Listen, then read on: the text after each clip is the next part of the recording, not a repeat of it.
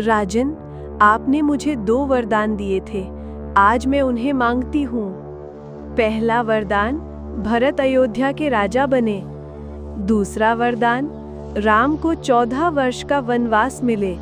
प्रिय साथियों, आज हम आपको लेकर चलते हैं रामायण के उस भावुक प्रसंग में जिसे सुनकर हर हृदय द्रवित हो जाता है। वो रात जब अयोध्या दीपों से सज रही थी, जब हर घर में उत्सव था, क्योंकि अगले दिन प्रभु श्री राम का राज्याभिषेक होना था। पर किसे पता था कि यही रात राम के जीवन की सबसे बड़ी परीक्षा बन जाएगी। अयोध्या नगरी स्वर्ण सी चमक रही थी। हर गली मोहल्ले में दीपक जगमगा रहे थे, लोग गीत गा रहे थे, नाच गान हो रहा था। प्रजा आनंदित थी कि मर्यादा पुरुषोत्तम राम राज सिंहासन पर बैठेंगे। दशरथ जी की आंखों में गर्व था और माताओं के हृदय में अपार खुशी। परंतु महल के एक कोने में मंथरा नामक दासी कैकेयी के कान में झर घोल रही थी। महारानी, यदि राम राजा बने तो आपके पुत्र भरत का क्या होगा? भरत सदैव राम के पीछे रह जाएंगे। जो धीरे धीरे मंथरा के विषैले शब्दों ने कैकेयी का हृदय बदल दिया। वह क्रोध और ईर्ष्या से भर उठी। याद आया उसे, दशरथ ने 2 वरदान वचन दिए थे। कैकेयी ने निश्चय कर लिया कि अब समय आ गया है उन वरदानों को मांगने का। रात गहराई। दशरथ जी कैकेयी के कक्ष में पहुंचे। वह सोच रहे थे कि रानी राम के राज्याभिषेक की खुशी में उन्हें आशीर्वाद देंगी। परंतु कैकेयी ने कहा, राजन, आपने मुझे 2 वरदान दिए थे, आज मैं वही मांगने आई हूं। दशरथ ने मुस्कुराकर कहा, देवी मांगो, चाहे प्राण क्यों न देने पड़े। तभी कैकेयी ने अपनी मांग रखी। पहला वरदान, मेरे पुत्र भरत को अयोध्या का राजा बनाइए। दूसरा वरदान, राम को 14 वर्ष का वनवास दीजिए। यह सुनते ही महाराज दशरथ स्तब्ध रह गए। उनकी आंखों से अश्रुधारा बहने लगी। उनका हृदय जैसे फट गया हो। भारी मन से दशरथ ने राम को बुलवाया। राम आए और पिता को अश्रुपूर्ण देखा। राम ने कोमल स्वर में पूछा, पिताश्री, आपके हृदय पर कैसी वेदना है? तब कैकेयी ने कठोर स्वर में कहा, राम, तुम्हें 14 वर्ष का वनवास जाना होगा। सिंहासन पर भरत बैठेंगे। राम ने बिना किसी क्रोध या आक्रोश के विनम्रता से कहा, माता, आपका आदेश और पिता का वचन मेरे लिए सर्वोपरि है। यदि यही अयोध्या और परिवार का हित है तो मैं वन को चला जाऊंगा। तो जब यह समाचार सीता जी को मिला तो उन्होंने दृढ़ स्वर में कहा, स्वामी, जहां आप रहेंगे वही मेरा अयोध्या है। मैं आपके साथ वन जाऊंगी। लक्ष्मण जी भी भावुक हो उठे। भैया, मैं आपका अनुज हूं। आपके बिना रहना मेरे लिए असंभव है। मैं भी आपके साथ वन चलूंगा। जब प्रजा को यह समाचार मिला तो सारा नगर रो पड़ा। जहां कल दीपमालाएं जली थीं, वहां आज अश्रुओं की बाढ़ थी। लोग कहने लगे, क्या यही न्याय है? जिस राम के लिए हमने उत्सव मनाया, वही राम बन जाएंगे। यही अयोध्या शोक सभा बन गई। दशरथ जी अपने ही वचनों के कारण टूट चुके थे। सुबह का समय आया। राम ने पिता को प्रणाम किया, माताओं का आशीर्वाद लिया और साधारण वेश धारण किया। सीता और लक्ष्मण भी उनके साथ वन जाने को तैयार हो गए।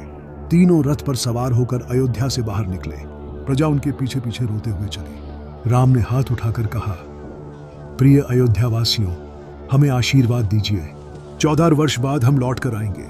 जय। और इस प्रकार जिस रात अयोध्या में राज्याभिषेक की तैयारी थी, उसी रात भाग्य ने करवट बदली और प्रभु राम को वनवास मिल गया।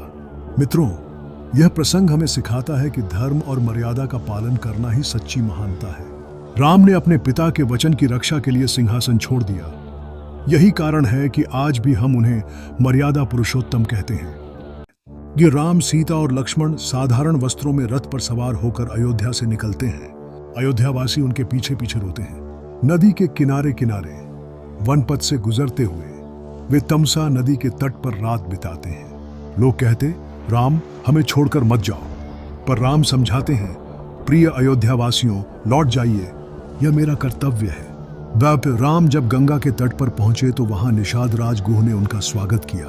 गुह ने कहा, राम, मैं आपके लिए सब कुछ त्यागने को तैयार हूं। मुझे भी अपने साथ वन चलने दीजिए। राम मुस्कुराए। मित्र, तुम्हारा प्रेम मेरे लिए अमूल्य है, पर तुम्हें अपने प्रजा का ध्यान रखना है। गुह की आंखों से आंसू बह निकले। राम गंगा पार करना चाहते थे। निषाद राज ने नाविक केवट को बुलाया। केवट बोला, प्रभु, मैं आपको ऐसे ही नाव पर नहीं बैठा सकता। कहते हैं, आपके चरणों की धूल से पत्थर भी स्त्री बन गए। यदि नाव भी स्त्री बन गई तो मैं क्या करूंगा? पहले मैं आपके चरण धोऊंगा, तभी आपको पार ले जाऊंगा। राम ने मुस्कुराकर अनुमति दी। केवट ने चरण धोकर गंगा पार कराई। यह दृश्य देखकर सबकी आंखें नम हो गईं। उधर भरत और शत्रुघ्न अयोध्या से बाहर थे। जब वे लौटे और यह सुना कि राम वन गए हैं और भरत को राजगद्दी मिली है, तो भरत के हृदय पर वज्र गिरा। भरत रो पड़े। धिक्कार है मुझे ऐसे राज्य पर जिसमें मेरे राम वन में कष्ट भोग रहे हैं। भरत ने सेना और मंत्रियों को लेकर नंदीग्राम की ओर प्रस्थान किया। वहां जाकर उन्होंने राम से निवेदन किया, भैया यह गद्दी मेरी नहीं है, आप अयोध्या चलें, यही आपका अधिकार है। राम ने कहा, भरत यह पिता का वचन है, मर्यादा का पालन करना ही हमारा धर्म है। भरत ने राम के चरणों में गिरकर कहा, भैया यदि आप राजगद्दी नहीं लेंगे तो मैं भी महलों में नहीं जाऊंगा। मैं आपके खड़ाओं को अयोध्या की गद्दी पर रखूंगा और स्वयं साधारण जीवन जीऊंगा। ये राम ने भरत को गले लगाया। दोनों भाइयों के नेत्रों से आंसू बह निकले और इस प्रकार भरत ने अयोध्या को राम के नाम पर चलाया, जबकि राम, सीता और लक्ष्मण वन में अपने धर्म पथ पर आगे बढ़ते गए। मित्रों, यह प्रसंग हमें सिखाता है भाईचारे का त्याग और धर्म पालन ही सबसे बड़ी महानता है। राम त्याग के प्रतीक बने और भरत प्रेम और भक्ति के प्रतीक रहे। दोस्तों, वीडियो अच्छी लगी हो तो वीडियो को एक लाइक करके चैनल को सब्सक्राइब कर देना। मिलते हैं अगले भाग में। जय श्री राम।